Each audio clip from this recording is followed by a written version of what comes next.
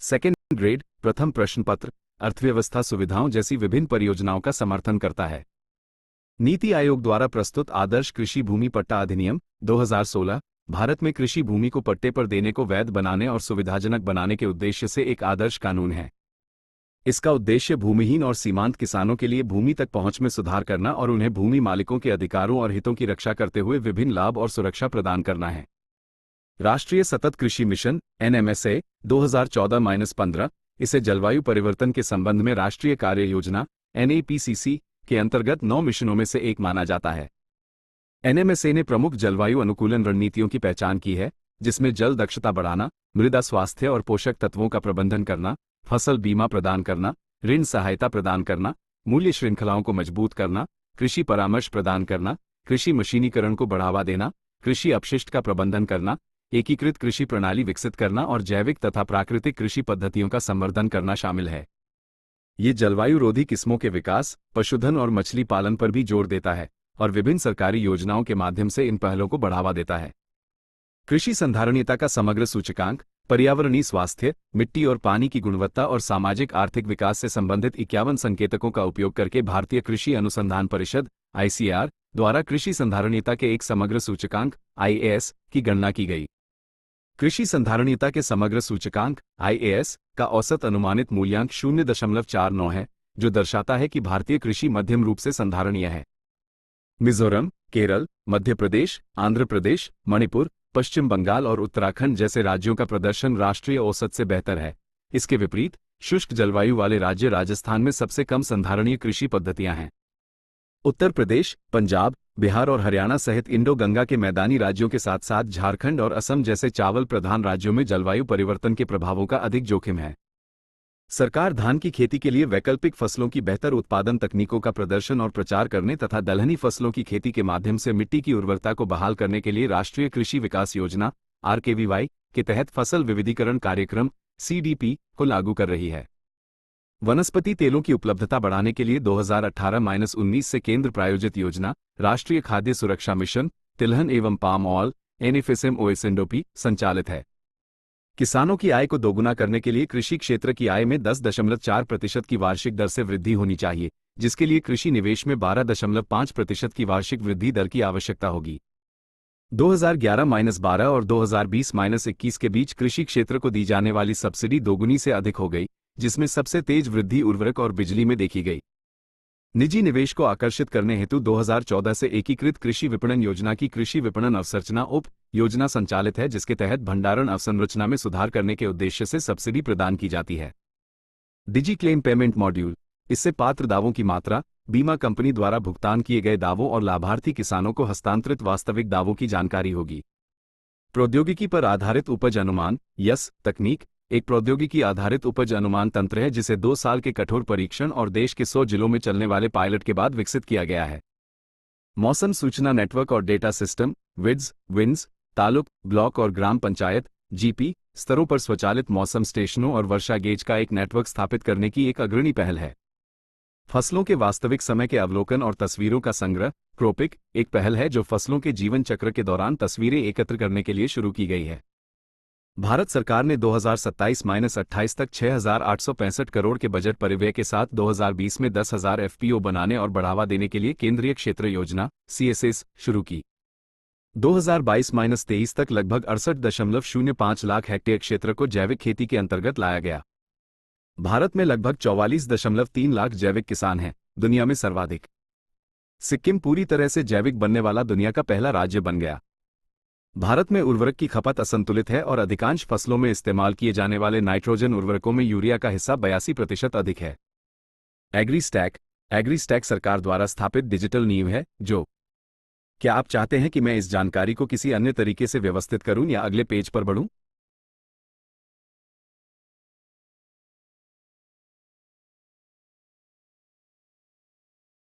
Second grade प्रथम प्रश्न पत्र अर्थव्यवस्था भारत की कृषि को बेहतर बनाने के लिए विभिन्न हितधारकों को एक साथ लाने को आसान बनाती है। ये सुनिश्चित करेगा कि सब्सिडी वाले उर्वरक केवल उन लोगों को बेचे जाएं जिन्हें किसान के रूप में पहचाना जाता है। ई-रूपी एक सहज एकमुश्त भुगतान प्रणाली है जिसका उपयोग किसान को सीधे आवश्यक सब्सिडी प्रदान करने के लिए किया जा सकता है। डिजिटल कृषि मिशन 2021-2025 का उद्देश्य एआई, रिमोट सेंसिंग, ड्रोन आदि जैसी उन्नत तकनीकों के माध्यम से कृषि को आधुनिक बनाना है। किसान क्रेडिट कार्ड योजना शुरुआत अगस्त 1998 में आरबी गुप्ता समिति की सिफारिश पर तत्कालीन वित्त मंत्री यशवंत सिन्हा द्वारा। ये योजना संस्थानिक ऋण तक किसानों की पहुंच की एक महत्वपूर्ण तथा प्रभावी पहल है। ये किसानों को व्यापारिक बैंकों, सहकारी बैंकों तथा क्षेत्रीय ग्रामीण बैंकों से ऋण लेने में सुविधा देता है। किसान क्रेडिट कार्ड 5 वर्ष के लिए वैध होता है। प्रत्येक निकासी का भुगतान 12 माह के भीतर करना होता है। नाबार्ड ने इस योजना को 2004 में संशोधित किया ताकि कृषि एवं संबद्ध क्रियाकलापों के लिए दीर्घकालीन सावधि ऋणों की व्यवस्था की जा सके। नाबार्ड किसान क्रेडिट कार्ड की प्रबंधन इकाई है, जबकि सहकारी बैंक, क्षेत्रीय ग्रामीण बैंक तथा वाणिज्यिक बैंक इसे किसानों को बांटने की वितरक एजेंसी है। शुरू से लेकर अब तक बांटे गए कार्डों में सर्वाधिक अंश व्यापारिक बैंकों का रहा है। सहकारी बैंकों तथा क्षेत्रीय ग्रामीण बैंकों के संबंध में क्रेडिट कार्ड की मॉनिटरिंग इकाई नाबार्ड है, जबकि व्यापारिक बैंकों के संबंध में रिजर्व बैंक। भारत सरकार ने 2018-19 में किसान क्रेडिट कार्ड (केसीसी) सुविधा को मत्स्य पालन तथा पशुपालन से जुड़े किसानों को पहुंचा दिया, जिससे वह अपने कार्यशील पूंजी की आवश्यकता को पूरा कर सके। नोट: मार्च 2024 तक देश में केसीसी के 7.75 करोड़ चालू खाते हैं। 31 मार्च 2024 तक मत्स्य पालन के लिए 1.24 लाख केसीसी और पशुपालन गतिविधियों के लिए 40.40 लाख केसीसी जारी किए गए। किसानों को रियायती ब्याज दरों पर अल्पकालिक ऋण देने हेतु ब्याज अनुदान योजना, संशोधित ब्याज अनुदान योजना शुरू की है। इसके तहत कृषि व संबद्ध गतिविधियों में लगे किसानों को 3 लाख रु तक का अल्पकालिक कृषि ऋण 7% प्रति वर्ष ब्याज दर पर दिया जाता है। समय पर भुगतान करने पर 3% अनुदान मिलता है। परंपरागत कृषि विकास योजना जैविक खेती को प्रोत्साहन हेतु दिसंबर 2015 में शुरुआत। यह विकास योजना क्लस्टर मोड में न्यूनतम 20 हेक्टेयर आकार क्रियान्वित की जा रही है। किसान को 3 वर्ष के लिए रु 50,000 प्रति हेक्टेयर की वित्तीय सहायता दी जा रही है। पूर्वोत्तर के लिए जैविक मूल्य श्रृंखला विकास मिशन 2015 में शुरू। यह मिशन पूर्वोत्तर क्षेत्र में किसान उत्पादक संगठनों (एफपीओ) के माध्यम से पूर्वोत्तर क्षेत्र में जैविक खेती को बढ़ावा देने के लिए समर्पित है। भारतीय प्राकृतिक कृषि पद्धति (बीपीकेपी) वर्ष 2020-21 में प्राकृतिक खेती को प्रोत्साहन देने हेतु तथा कृषि में स्वदेशी प्रथाओं को अपनाने हेतु परंपरागत कृषि विकास योजना की एक उपयोजना शुरू की गई। इसमें 3 वर्षों के लिए 12,200 रुपये प्रति हेक्टेयर की वित्तीय सहायता दी जाती है। पूर्व में इसका नाम जीरो बजट नेचुरल फार्मिंग था। प्रधानमंत्री किसान सम्मान निधि 24 फरवरी 2019 से किसानों की वित्तीय जरूरतें पूरी करने हेतु शुरुआत की गई। ये 100% वित्त पोषण की केंद्र प्रायोजित योजना है। इसे कृषि व किसान कल्याण मंत्रालय द्वारा क्रियान्वित किया जा रहा है।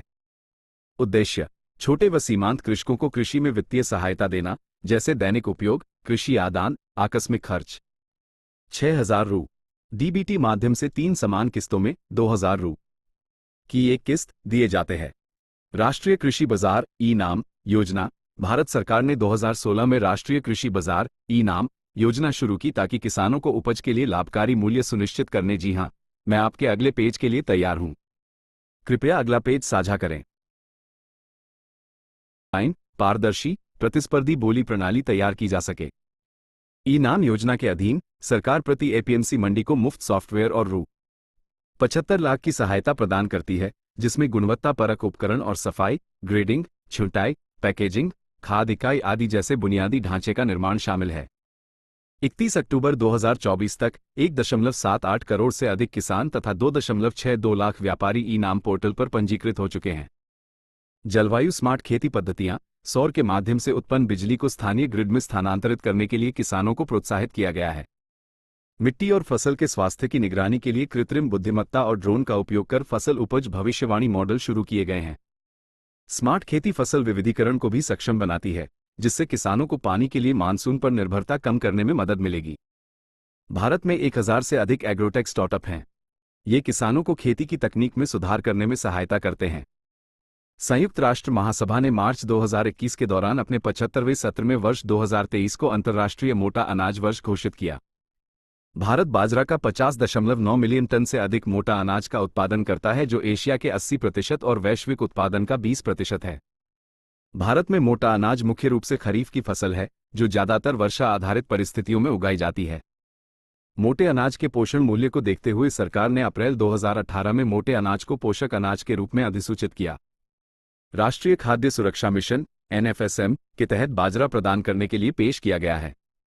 पोषण संबंधी सहायता के लिए मोटा अनाज को शामिल किया है। 2018-19 से 13 राज्यों के 212 जिलों में न्यूट्री अनाज पर सब मिशन क्रियान्वित किया गया है। न्यूनतम समर्थन मूल्य MSP मुख्य उद्देश्य एक सीमा से नीचे कृषि उत्पादों की कीमत को गिरने से रोकना है। ये कृषि जिन्सों की कीमतों में उतार चढ़ाव से किसानों की रक्षा के लिए सरकार द्वारा निर्धारित न्यूनतम मूल्य है। प्रमुख कृषि वस्तुओं के संबंध में न्यूनतम समर्थन मूल्य की घोषणा सरकार वर्ष में 2 बार रबी और खरीफ के मौसम में करती है। न्यूनतम समर्थन मूल्य की घोषणा सरकार कृषि लागत एवं मूल्य आयोग CACP की सिफारिश पर करती है। 1965 में कृषि मूल्य आयोग की स्थापना हुई, जिसके अध्यक्ष प्रोफेसर M. दांतवाला थे। दांतवाला समिति की सिफारिश पर पहली बार न्यूनतम समर्थन मूल्य की घोषणा 1966-67 में गेहूं के संबंध में हरित क्रांति में गेहूं के उत्पादन में हुई। 1985 में मूल्य आयोग का नाम बदलकर कृषि लागत एवं मूल्य आयोग कर दिया गया।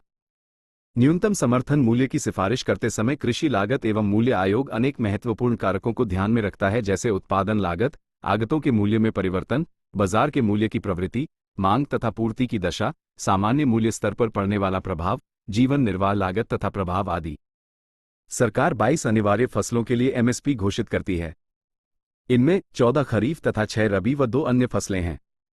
कृषि लागत और मूल्य आयोग CACP द्वारा अनुशंसित और आर्थिक मामलों की कैबिनेट समिति प्रधानमंत्री के नेतृत्व में द्वारा अनुमोदित होता है। भारतीय खाद्य निगम FCI नोडल एजेंसी है। MSP घोषित किया जाता है अनाज 7, धान, गेहूं, जौ, ज्वार, बाजरा, मक्का और रागी। दलहन 5, ग्राम, अरहर, तुअर, मूंग, उड़द और मसूर। तिलहन 7, मूंगफली, श्वेत सरसों, सोयाबीन, सूरजमुखी के बीज, तिल, केसर बीज और नाइजर बीज। नारियल, कच्चा कपास, कच्चा जूट। CACP कृषि एवं किसान कल्याण मंत्रालय के अंतर्गत वर्ष 1965 में गठित एक संबद्ध कार्यालय है। यह एक वैधानिक निकाय है। गन्ना मूल्य निर्धारण गन्ने का मूल्य केंद्र या राज्य द्वारा निर्धारित होता है, जबकि चीनी की कीमत बाजार द्वारा निर्धारित होती है। उचित और लाभकारी मूल्य FRP चीनी मिलों द्वारा चीनी की दर से गन्ने की दर खरीदी जाने वाली न्यूनतम कीमत होती है। इसे CACP की सिफारिशों के आधार पर संघ सरकार द्वारा निर्धारित किया जाता है। 1955 के अनिवार्य वस्तु अधिनियम (ECA) के तहत जारी गन्ना नियंत्रण अधिनियम 1966 के सांविधिक प्रावधानों द्वारा शासित है। जेनेटिकली मॉडिफाइड GM फसलें आनुवंशिक इंजीनियरिंग की सहायता से जीनों को एक प्रजाति से दूसरी प्रजाति में डालकर प्राप्त परिवर्तित फसल को आनुवंशिकी रूप से संशोधित कहा जाता है। किया गया है। सेकंड ग्रेड प्रथम प्रश्न पत्र अर्थव्यवस्था परिवर्तित या पारजीनी फसल कहा जाता है। इन फसलों में उनके स्वयं के न्यूक्लिक अम्ल के अतिरिक्त अन्य जीवों के न्यूक्लिक अम्ल को जोड़ा जाता है। GM फसलों के कुछ उदाहरण हैं BT बैंगन, BT कपास, BT सरसों इत्यादि। GM फसलों में आनुवंशिक इंजीनियरिंग के द्वारा फसलों की पौष्टिकता भी बढ़ाई जा सकती है। इससे कृषि उत्पादों जैसे मक्का एवं सोयाबीन की खरपतवारनाशी व कीटरोधी किस्में भी विकसित की गई हैं। हरित क्रांति भारत में हरित क्रांति का श्रेय नोबेल पुरस्कार से सम्मानित अमेरिकी कृषि वैज्ञानिक डॉक्टर नॉर्मन E. बोरलॉग एवं डॉक्टर MS. स्वामीनाथन हरित क्रांति के शिल्पकार को रहा है। भारत के संदर्भ में हरित क्रांति से अभिप्राय कृषि उत्पादन में हुई उस तीव्र वृद्धि से है जो ऊंची उपज वाले बीजों एवं रासायनिक उर्वरकों, कीटनाशकों, कृषि यंत्रीकरण, बेहतर सिंचाई प्रणाली एवं नई तकनीकों के कारण संभव हुई। 1960 के दशक में खाद्यान्न संकट की समस्या के समाधान हेतु 1966-67 में मैक्सिको से लाए गए गेहूं एवं चावल की अधिक उपज देने वाले बीजों का प्रयोग किया गया, जिससे पहले की तुलना में प्रति हेक्टेयर कृषि उत्पादन अधिक मात्रा में होना प्रारंभ हो गया। देश को खाद्य उत्पादन में आत्मनिर्भर बनाने के उद्देश्य को ध्यान में रखकर वर्ष 1966-67 में कृषि क्षेत्र के विकास के लिए नई कृषि रणनीति अपनाई गई।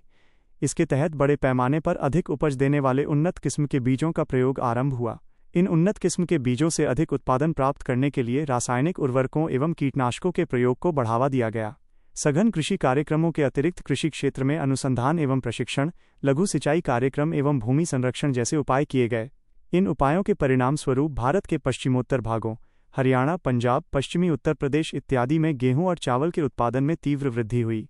इसे ही भारतीय कृषि के क्षेत्र में हरित क्रांति कहा गया। परिणाम स्वरूप भारत खाद्यान्नों के मामले में आत्मनिर्भर हो गया है। हरित क्रांति के घटक उन्नत किस्म के बीज बेहतर साख सुविधाएं, रासायनिक उर्वरक, बेहतर भंडारण, विपणन एवं वितरण सुविधाएं, रासायनिक, कीटनाशक एवं खरपतवार नाशक, बेहतर सिंचाई प्रणाली। देश की बढ़ती हुई जनसंख्या एवं बढ़ते हुए नगरीकरण के कारण कृषि क्षेत्र में दूसरी हरित क्रांति की आवश्यकता महसूस की गई। कृषि के समग्र विकास को बढ़ावा देने, क्षेत्रीय असंतुलन को कम करने एवं पर्यावरण संरक्षण के उद्देश्य से वर्ष 2006 के विज्ञान कांग्रेस में पूर्व राष्ट्रपति एपीजे अब्दुल कलाम ने द्वितीय हरित क्रांति का आह्वान किया। द्वितीय हरित क्रांति की संकल्पना को व्यापक बनाया गया है। ये संपूर्ण कृषि क्रियाओं से संबंधित है, जैसे खाद्यान्न फसलें, व्यापारिक फसलें, पशुपालन, मत्स्य पालन इत्यादि। इसमें रासायनिक उर्वरकों के स्थान पर जैविक उर्वरक का प्रयोग, जल, कृषि भूमि एवं पर्यावरण संरक्षण पर विशेष बल एवं संतुलित फसल प्रारूप क्रॉपिंग पैटर्न पर जोर दिया गया है। भारत में कृषि क्रांतियों के उपनाम: क्रांति, संबंधित क्षेत्र बटा उत्पादन, हरित क्रांति, खाद्यान्न उत्पादन, श्वेत क्रांति, दुग्ध उत्पादन, नीली क्रांति, मत्स्य पालन, लाल क्रांति, मांस एवं टमाटर उत्पादन, मीठी क्रांति, शहद उत्पादन, सुनहरी क्रांति, बागवानी, शहद एवं फल उत्पादन, धूसर क्रांति, रासायनिक उर्वरक उत्पादन, भूरी क्रांति, कोको उत्पादन, रजत क्रांति, अंडा, कुक्कुट उत्पादन, पीली पीत क्रांति, तिलहन उत्पादन, गुलाबी क्रांति, प्याज, झींगा मछली उत्पादन, औषधियां उत्पादन, स्वर्ण रेशा क्रांति, जूट, पटसन उत्पादन,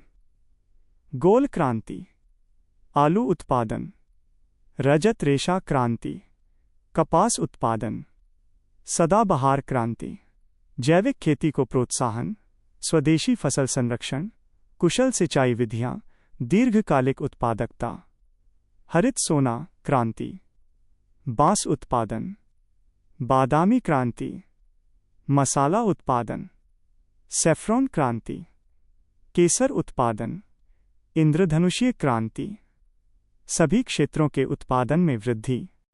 किसान उत्पादक संगठन, फार्मर प्रोड्यूसर ऑर्गेनाइजेशंस, भारत में ज़्यादातर छोटे और सीमांत किसान हैं, जिनको कृषि जोत का औसत आकार 1.1 हेक्टेयर से कम है।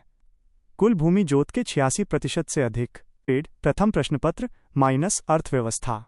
अधिक छोटे और सीमांत किसानों को उत्पादन प्रौद्योगिकी तक पहुंच, तकनीक, साजो सामान, बीज उत्पादन, खेती की मशीनरी की इकाई, मूल्य वर्धित उत्पाद, प्रसंस्करण, ऋण, निवेश और सबसे महत्वपूर्ण बाजार में चुनौतियों का सामना करना पड़ता है।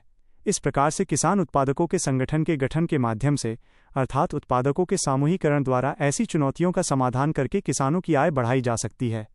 भारत सरकार ने वित्तीय वर्ष 2027-28 तक 10,000 किसान उत्पादक संगठनों के गठन एवं संवर्धन की एक केंद्रीय क्षेत्र की योजना 2020 में 6,865 करोड़ रु से शुरू की है।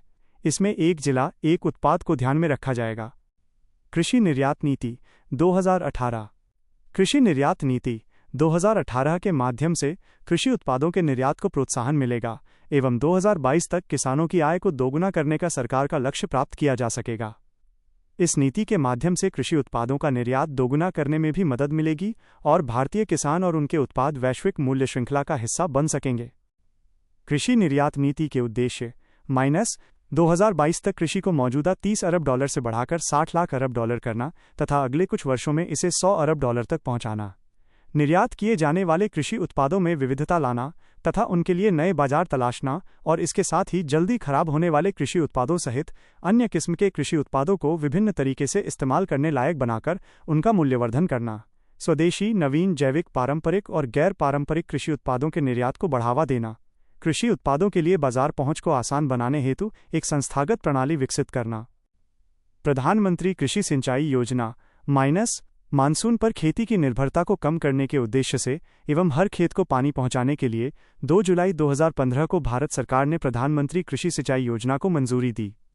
इस योजना में 3 मंत्रालयों, जल शक्ति मंत्रालय, ग्रामीण विकास मंत्रालय तथा कृषि एवं किसान कल्याण मंत्रालय के विभिन्न जल संरक्षण, संचयन एवं भूमि जल संवर्धन तथा जल वितरण संवर्धन कार्यों को समेकित किया गया है।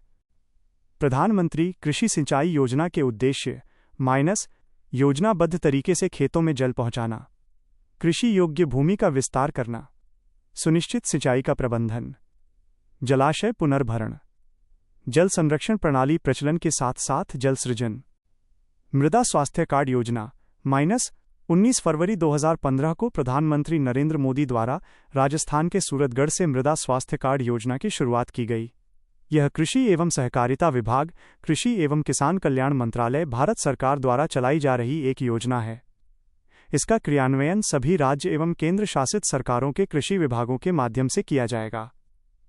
इसका उद्देश्य प्रत्येक किसान को उसके खेत की मृदा के पोषक तत्वों की स्थिति की सही जानकारी देना और उन्हें उर्वरकों की सही मात्रा तथा आवश्यक मृदा सुधारों के संबंध में भी सलाह देना है। मृदा स्वास्थ्य कार्ड, एक खेत के लिए प्रत्येक 3 साल में एक बार मृदा स्वास्थ्य कार्ड प्रदान किया जाता है। यह कार्ड 12 मापदंडों के आधार पर मृदा की स्थिति को व्यक्त करता है। SHC पोर्टल एक समान और मानकीकृत प्रारूप में SHCS बनाने की सुविधा प्रदान करता है। प्रमुख विशेषताएं। SHC योजना को 2014-15 में राष्ट्रीय सतत कृषि मिशन NMSA के एक घटक के रूप में शुरू किया गया था।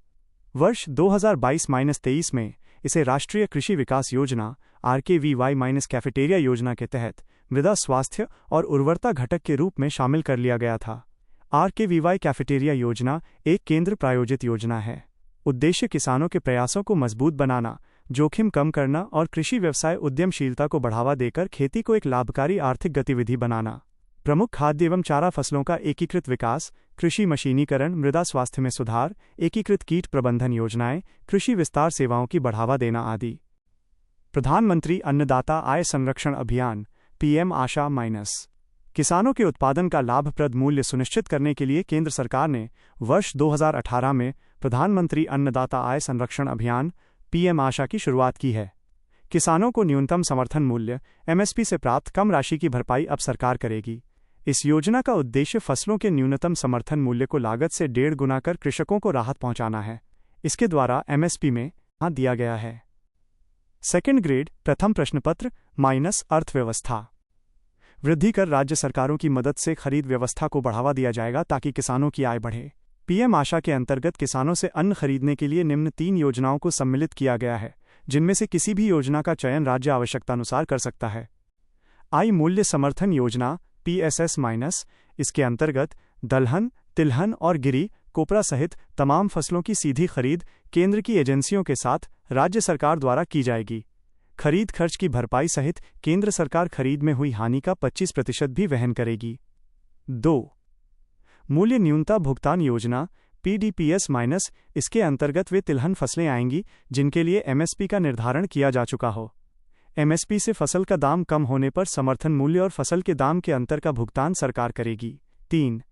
निजी खरीद स्टॉकिस्ट योजना PPSS-, इसके अंतर्गत पायलट प्रोजेक्ट के रूप में राज्य सरकार MSP से फसल का दाम कम होने की स्थिति में कुछ निजी कंपनियों को अन्न खरीदने का अधिकार दे सकती है, जबकि उपर्युक्त दोनों योजनाएं केवल सरकार से ही जुड़ी हैं।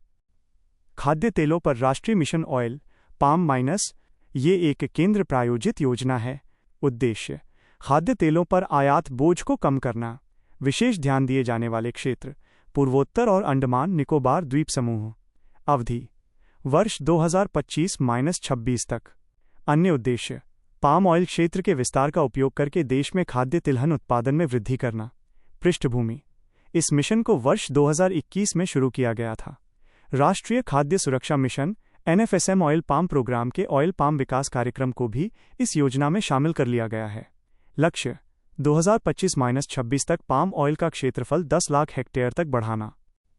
बागवानी फसलें बागवानी फसलों के अंतर्गत फल, सब्जियां, मसाले, पुष्प, नारियल आदि शामिल किए जाते हैं। अच्छी गुणवत्ता एवं उत्पादन वाले पौधों की आपूर्ति के लिए एवं बागवानी कृषि को बढ़ावा देने के लिए भारत सरकार द्वारा ग्राफ्टिंग बैंक का निर्माण किया गया। राष्ट्रीय बागवानी मिशन राष्ट्रीय बागवानी मिशन की शुरुआत वित्तीय वर्ष 2005-06 में एक केंद्र प्रायोजित योजना के रूप में की गई। इस योजना का प्रमुख उद्देश्य भारत में बागवानी क्षेत्र का समग्र विकास करना और उत्पादन बढ़ाना है।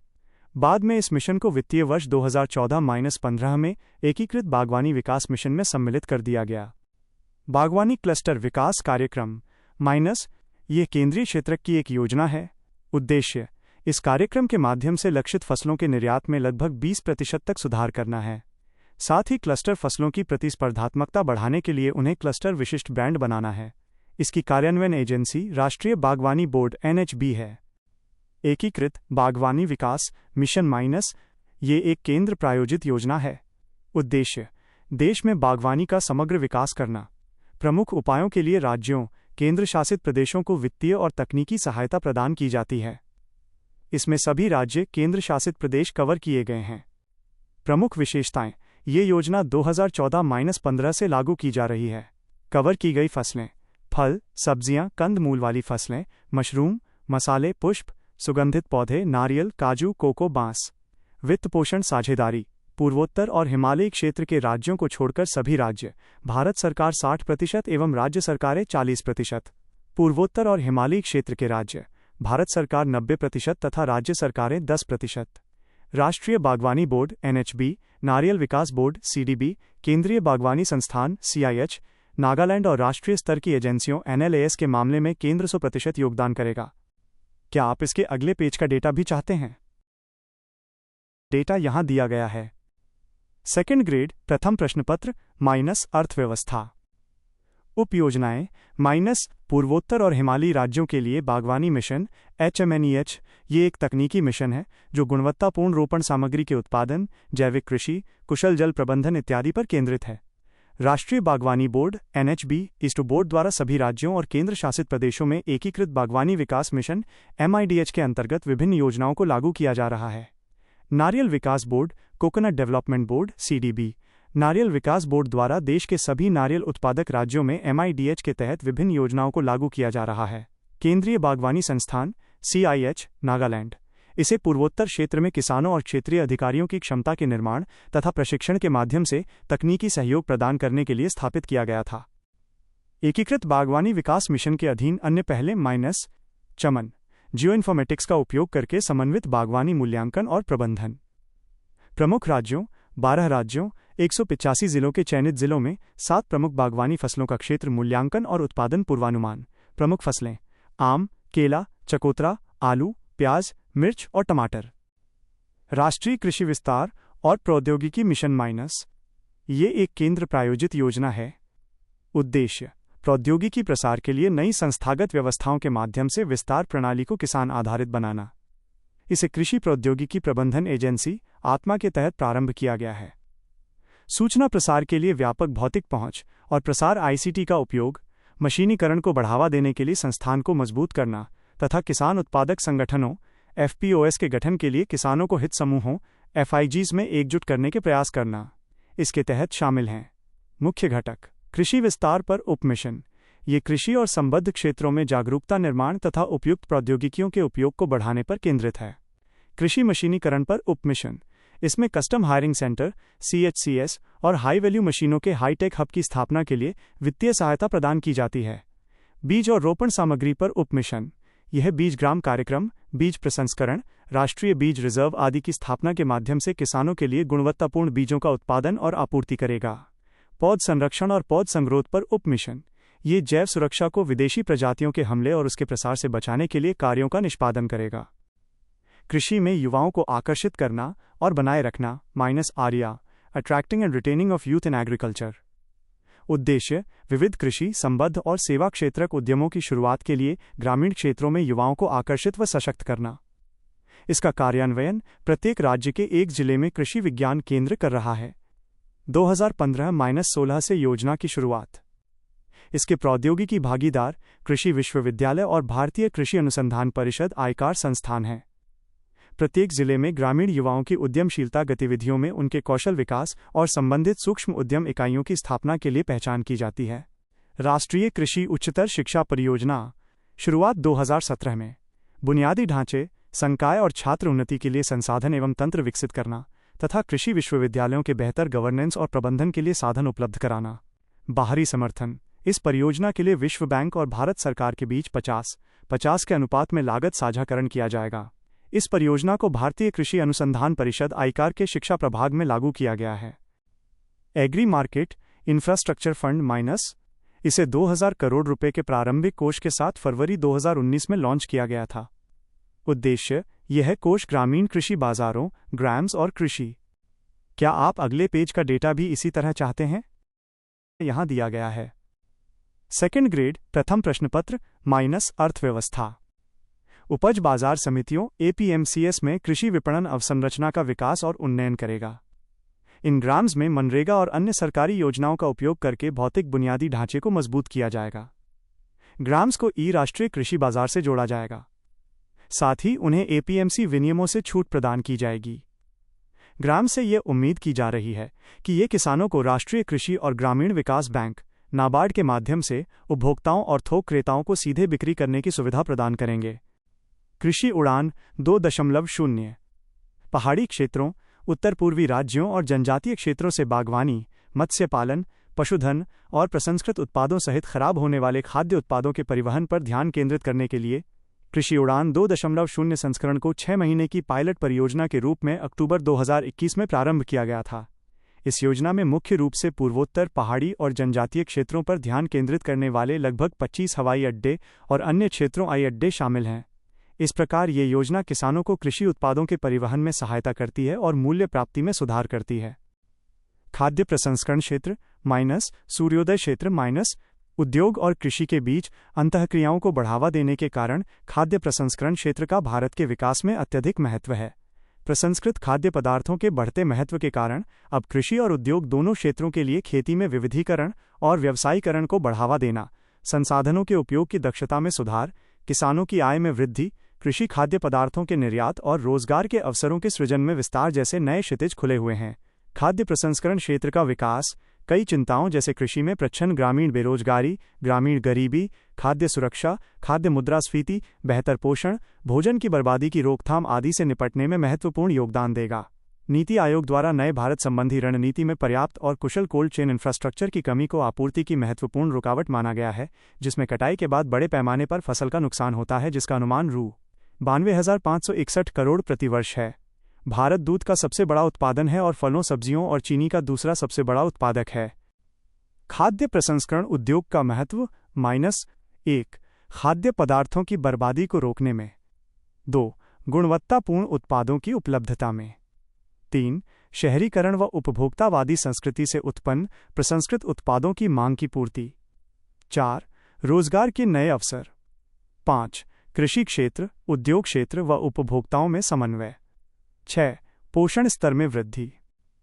खाद्य प्रसंस्करण उद्योग के समक्ष उपस्थित प्रमुख चुनौतियां उत्पादन एवं प्रसंस्करण के बीच अपर्याप्त संबंध, उत्पाद विकास तथा नवाचार की कमी, उपर्युक्त तकनीक का अभाव एवं अनुसंधान की कमी, विश्वसनीय जांच सुविधाओं का अभाव, अपर्याप्त आधारभूत संरचना, अपर्याप्त शीत भंडारण क्षमता एवं गोदामों की सुविधाओं की कमी, कुशल एवं प्रशिक्षित मानव संसाधन का अभाव, बेहतर परिवहन सुविधाओं का अभाव, एक व्यापक राष्ट्रीय नीति का अभाव। भारत में खाद्य प्रसंस्करण उद्योग संगठित विनिर्माण के भीतर सबसे बड़े नियोक्ताओं में से एक है, जो संगठित क्षेत्र में कुल रोजगार का 12.41% है। वित्त वर्ष 2023-24 में कृषि खाद्य निर्यात का मूल्य, जिसमें प्रसंस्कृत खाद्य निर्यात शामिल है, 46.44 बिलियन अमेरिकी डॉलर तक पहुंच गया, जो भारत के कुल निर्यात का लगभग 11.7% है।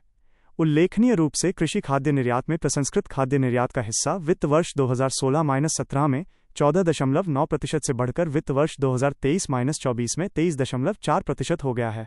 खाद्य प्रसंस्करण के लिए उत्पादन से जुड़ी प्रोत्साहन योजना PLI-SFPI, जिसे 2021 में शुरू किया गया था, अंतर्राष्ट्रीय बाजारों में ब्रांडिंग और विपणन पहलुओं को सुविधाजनक बनाकर वैश्विक रूप से प्रतिस्पर्धी खाद्य प्रसंस्करण नेतृत्वकर्ताओं को तैयार करने का प्रयास करती है।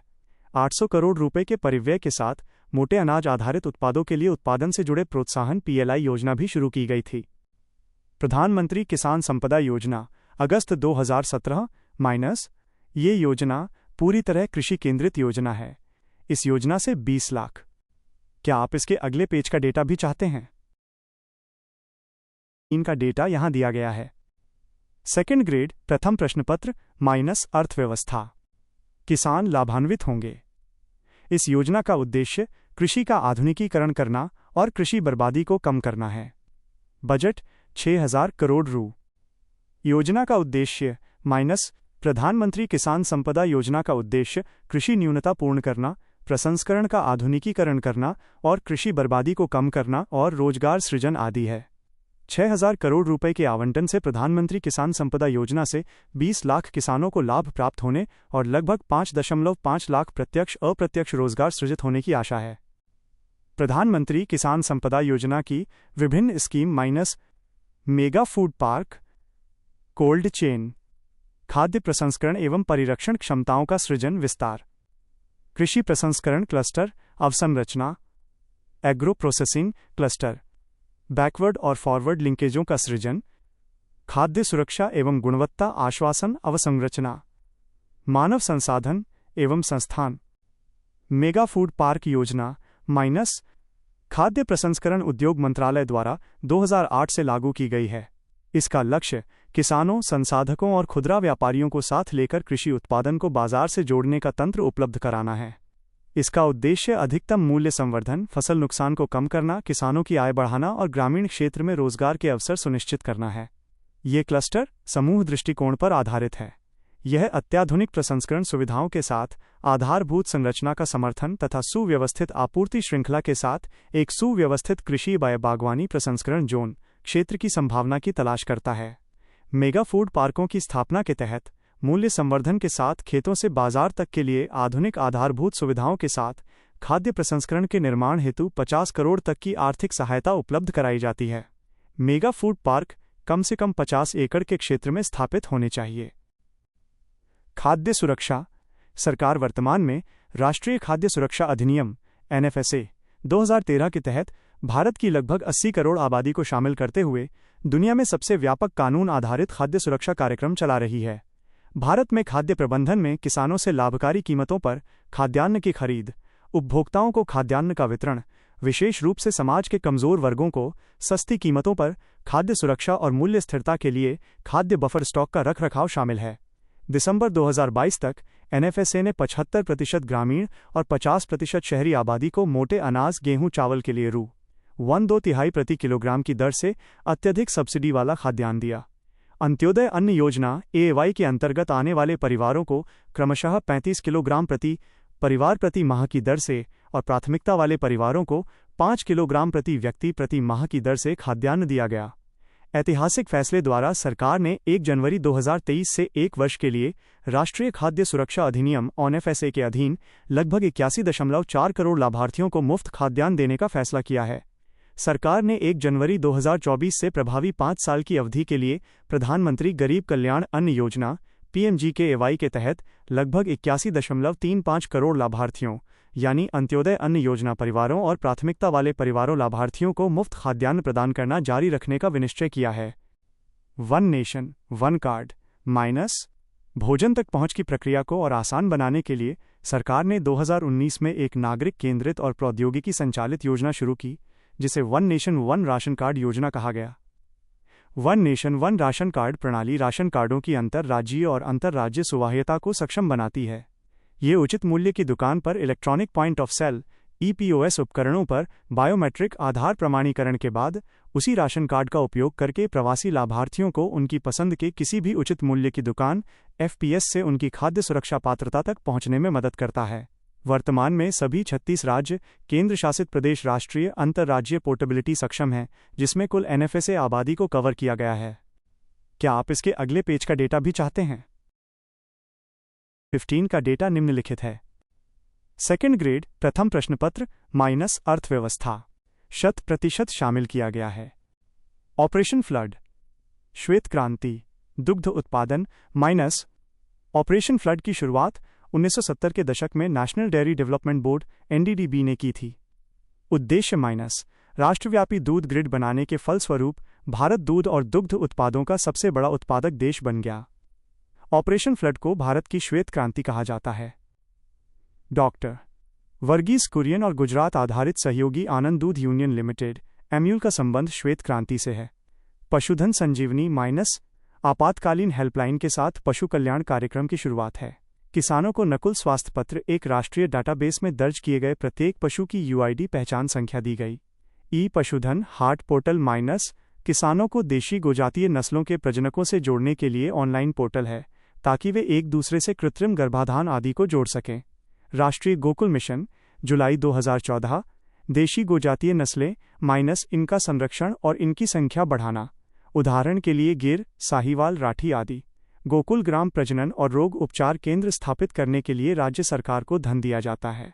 राष्ट्रीय कामधेनु आयोग 2019, मंत्रालय पशुपालन एवं डेयरी, उद्देश्य माइनस गाय संसाधनों का आनुवंशिक उन्नयन, जैविक खाद, बायोगैस आदि में अनुसंधान के माध्यम से गौ उत्पादकता को बढ़ाना, गौ कल्याण, गौ संरक्षण कानून को लागू करना।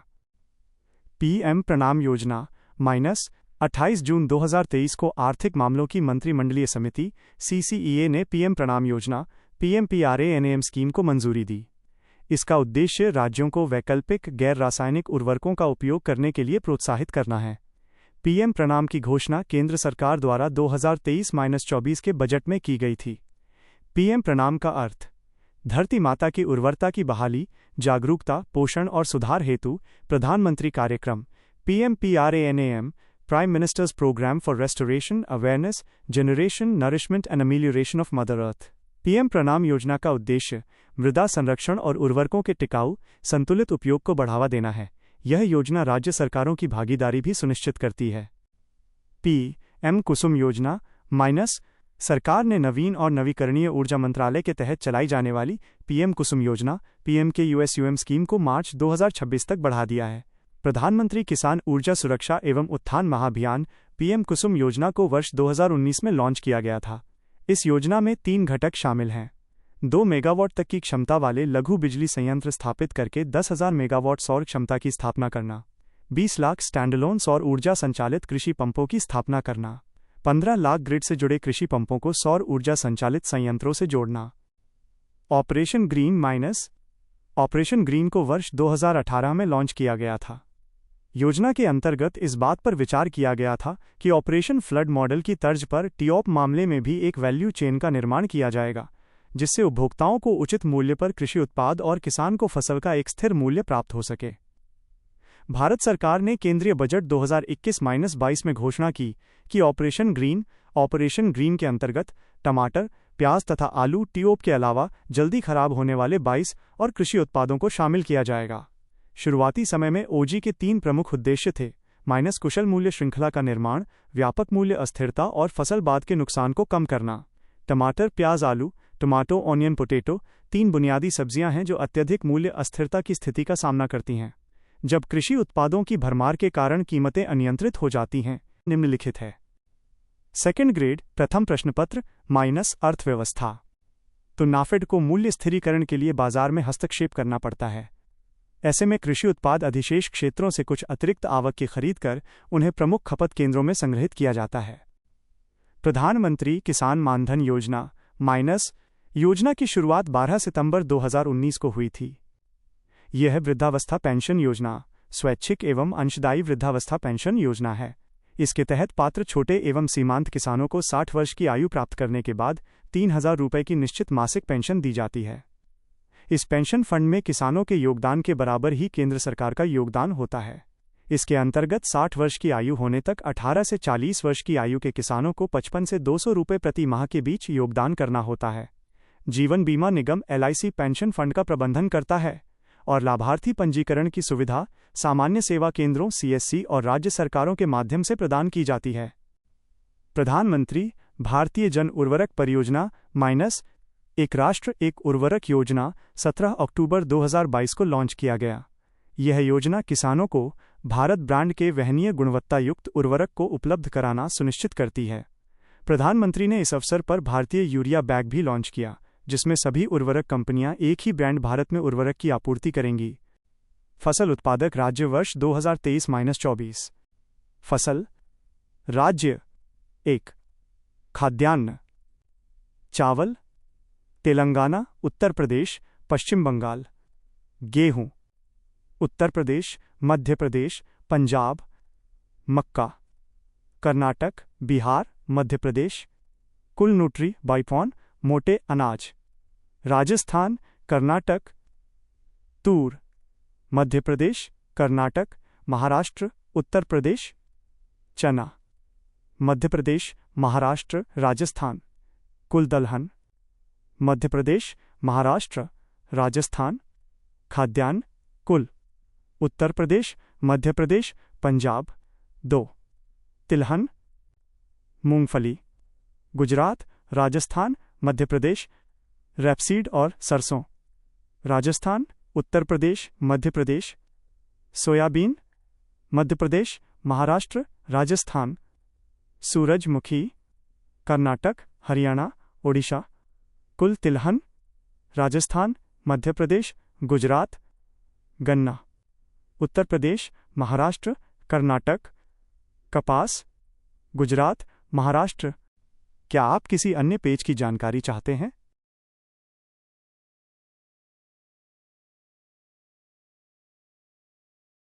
17 का डेटा निम्नलिखित है। सेकंड ग्रेड प्रथम प्रश्न पत्र माइनस अर्थव्यवस्था। फसल, राज्य जूट और मेस्ता, पश्चिम बंगाल, बिहार, असम। कृषि वित्त माइनस अल्पकालिक ऋण माइनस किसानों द्वारा अल्पकालीन ऋण का उपयोग खेतों की जुताई, उन्नत किस्म के बीज, उर्वरकों एवं कीटनाशकों को खरीदने इत्यादि हेतु किया जाता है। अल्पकालिक ऋण सामान्यतः 15 महीने तक की अवधि के लिए दिए जाते हैं। मध्यकालिक ऋण माइनस मध्यकालिक ऋण सामान्यतया 15 महीनों से 5 वर्षों तक की अवधि के लिए दिए जाते हैं। इनका प्रयोग सामान्यतया कृषि यंत्रों एवं मशीनों को क्रय एवं अन्य सुधारात्मक कार्यों हेतु किया जाता है। दीर्घकालिक ऋण माइनस 5 से 20 वर्षों तक की अवधि के लिए प्रदान किया जाता है। इसका प्रयोग कृषि भूमि क्रय करने, ट्रैक्टर, थ्रेशर आदि क्रय करने हेतु किया जाता है। कृषि वित्त के स्रोत माइनस कृषि वित्त के स्रोतों को सामान्यतया 2 भागों में बांटा जा सकता है। संस्थागत स्रोत, वाणिज्यिक बैंक, क्षेत्रीय ग्रामीण बैंक, सहकारी ऋण समितियां, भूमि बंधक बैंक, भूमि विकास बैंक। गैर संस्थागत स्रोत, साहूकार एवं महाजन, रिश्तेदार एवं सगे संबंधी, व्यापारी एवं कमीशन एजेंट, बड़े जमींदार। राष्ट्रीय कृषि और ग्रामीण विकास बैंक नेबार्ड माइनस राष्ट्रीय कृषि और ग्रामीण विकास बैंक नाबार्ड की स्थापना 12 जुलाई 1982 को शिवरमन सिंह समिति की सिफारिश के आधार पर की गई। ये देश में कृषि एवं ग्रामीण विकास हेतु वित्त उपलब्ध कराने वाली शीर्ष संस्था है। नाबार्ड का मुख्यालय मुंबई में है। ग्रामीण साख के क्षेत्र में वे सारे कार्य जो पहले भारतीय रिजर्व बैंक द्वारा किए जाते थे, अब राष्ट्रीय कृषि और ग्रामीण विकास बैंक द्वारा किए जाते हैं। National agricultural cooperative marketing federation of India limited NAFED minus कृषि उपजों के विपणन हेतु सहकारी क्षेत्र में राष्ट्रीय स्तर पर नाफेड की स्थापना 2 अक्टूबर 1958 को की गई। नाफेड की स्थापना का मुख्य उद्देश्य कृषि उत्पादों के सहकारी विपणन को बढ़ावा देकर किसानों को लाभ पहुंचाना है। नाफेड का उद्देश्य कृषि, बागवानी और वन उपजों का विपणन, प्रसंस्करण और भंडारण करना है। ये आवश्यक कृषि मशीनरी का वितरण करता है और किसानों को आवश्यक आदान जैसे माइनस बीज, उर्वरक, कीटनाशक आदि प्रदान करता है। यह कृषि उत्पादों के अंतर्राज्यीय व्यापार और आयात निर्यात को व्यवस्थित करता है। Tribal co operative marketing development federation of India limited TRIFED minus जनजातीय लोगों को उनके द्वारा तैयार की गई वस्तुओं का अच्छा मूल्य दिलाने के उद्देश्य से भारत सरकार द्वारा 1987 में ट्राइफेड की स्थापना की गई। अप्रैल 1988 से कार्यरत ट्राइफेड पेड़ों तथा वनों के उत्पादों के एकत्रीकरण, प्रसंस्करण, भंडारण और विकास की प्रमुख एजेंसी घोषित है। गेहूं और धान की सरकारी खरीद के लिए ट्राइफेड भारतीय खाद्य निगम के एजेंट तथा मोटे अनाजों, दालों और तिलहनों की खरीद में कृषि एवं सहकारिता विभाग के एजेंट के रूप में काम करता है। इसका मुख्यालय नई दिल्ली में है।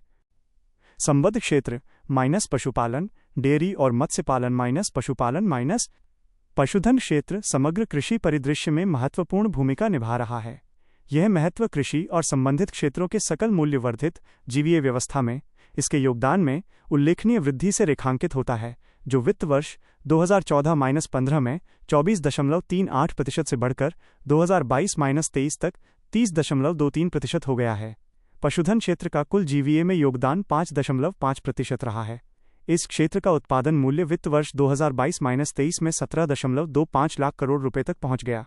पशुधन उत्पादन की विभिन्न शाखाओं में दुग्ध उद्योग अद्वितीय है, जो 11.16 लाख करोड़ रु से अधिक राजस्व उत्पन्न करता है, जो धान और गेहूं जैसी प्रमुख फसलों के कुल उत्पादन मूल्य को पीछे छोड़ देता है। पशुधन क्षेत्र के बढ़ते महत्व और कृषि आय को बढ़ावा देने की इसकी क्षमता को देखते हुए सरकार इस पर विशेष ध्यान दे रही है। क्या आप इसके अगले पेज की